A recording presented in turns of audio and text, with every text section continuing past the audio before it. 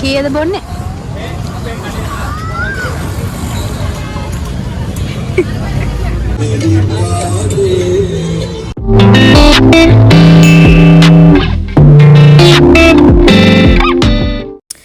Hi family members.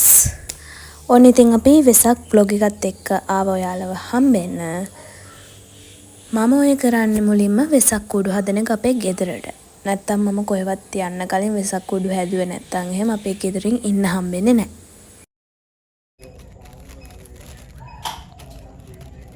මෙන්න මේ මල හදන්න මම ඉගෙන ගත්ත වීඩියෝ එකක් බලලා මම කලින් මේ විදිහට නෙමෙයි වෙසක් කුඩු හැදුවේ. හැබැයි ඒ වීඩියෝ එකෙන් පස්සේ මම මෙන්න මේ විදිහට හැදුවා. මම බකට් වගේකුත් හැදුවා ළමයි. මේ තියෙන්නේ මම අතින් හදපු බකට්. මෙන්න මෙයත් නැගලා යස්සෙන් වෙසක් බලන්න යන්න කියලා. ඔයාලට විතරේ යන්න පුළුවන්. මාවත් එක්කයි යන්න යන දිහාක.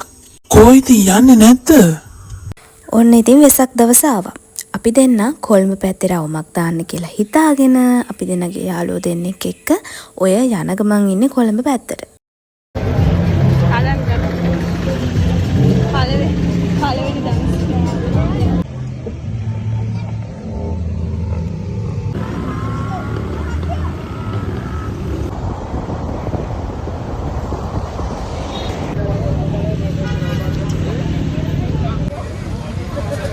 කීයද බොන්නේ?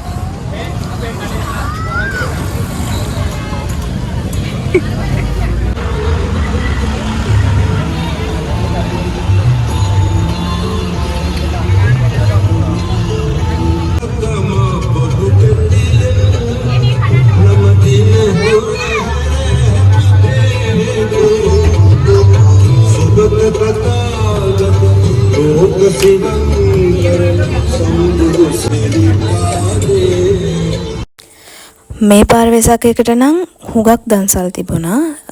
අපි ඔය කියේ කඩවත පාරේ ගම්පහ ඉඳලා කඩවත පාරේ දාලා කොළඹ පැත්තට. ඉතින් කොහොම හරි අයිස්ක්‍රීම් දන්සල් තමයි හුඟක්ම තිබුණේ මේ පාර. අපි දැකපු විදියට. දැන් හවස 4ට වගේ ඇති. අපි යන පාර දිගේ ගොඩක් දන්සල් තිබුණා.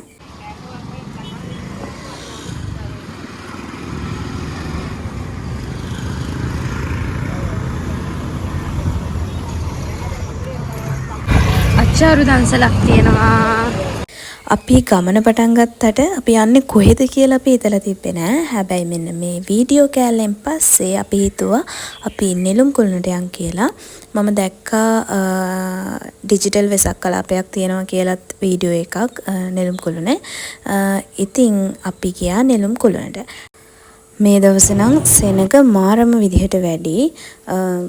පොලිමක් තිබ්බා හෙන දිගට දන්සලක් වගේ නිකන්. මේ ඉන්නේ අපේ යාළුවෝ දෙන්න. ඉතින් අපි 4 දෙනා තමයි අද ආවේ.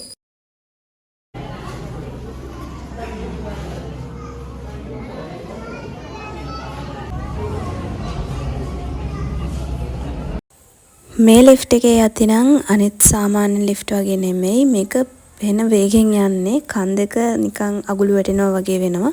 පොඩි ළමයි වරන් යනවා නම් එයාලගේ කන් දෙක වහලා පපුවට හේතු කරගෙන තමයි අරන් යන්න ඕනේ. ඔයාලට පේනවනේ සාමාන්‍යයෙන් අංක අනුපිළිවෙලකටත් නෙමෙයි යන්නේ. සමන 2 ගානේ වගේ වැඩි වෙනවා. අපි කොහොම හරි 29 වෙනි තට්ටුවෙන් තමයි බැස්සේ.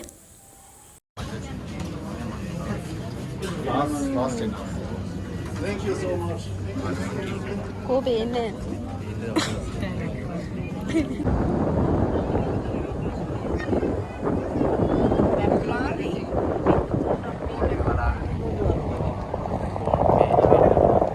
ළඟ වෙන්නේ.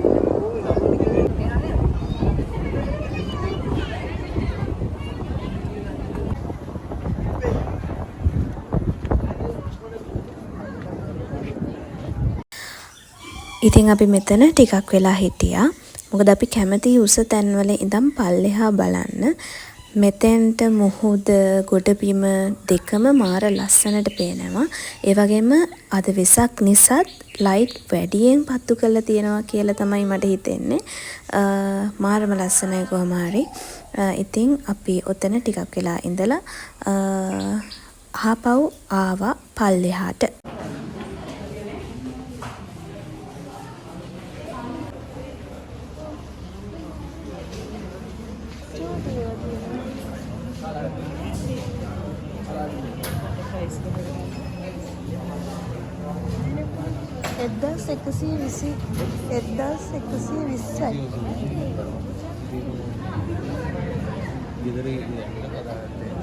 එළියට බහිද්දිම අයිස්ක්‍රීම් දන්සලක් තිබුණා.